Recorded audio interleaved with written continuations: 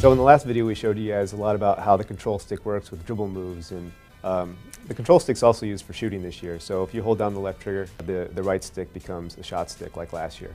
There's an option to flip that, but we really encourage all you guys just to try out the control stick the way that it's set up default in the game right now. Once you master it, it really is just a way better way to play the game. On offense, when you're getting crowded, you can push the control stick away from the defender if you wanted to protect that ball. Same thing Kobe would do in real life.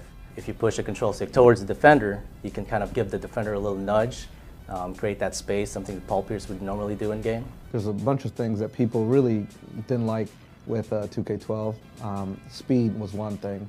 Bigger defenders guarding smaller guys really come through now, so that you definitely feel like, hey, I can break this dude down or break this defender down because I have a mismatch here. Guys move properly in the right speed, and you know, the big guys are slower, by like they can't launch as fast to a lateral slide as a smaller, quicker guard. Change the mechanics around. When the dribbler changed its mechanics, we changed the mechanics in the post a little bit too to kind of mimic it. We feel like we got a lot more balance in the low post moves. So this year we kind of went back to the drawing board again, used the new dynamic shot generation technology, and retooled our physics engine to make sure that when you go up and you get hit, you see the proper collision between the offensive guy and the defensive guy.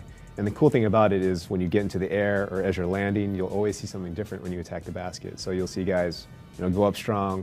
You might get clobbered by a blocker, come down, wipe out. You'll see a lot more contact dunks, a lot more falls, a lot more cool stuff, you know, in the air. You know, if it's a really hard hit, he'll grab his head like, oh, he's hurt, or he'll grab his limb. He might get, you know, he'll be out of the play for a little bit. So there's all kinds of interactions and all kinds of different sequences that can play out. One of the big complaints was going on a fast break and always throwing the ball to that last defender, even though you had 3 wide open guys. And so we figured out a bunch of ways of getting bounce passes into the game. You guys are really going to enjoy the game this year. 2K13 is our best game yet. Teammates with the Gasol.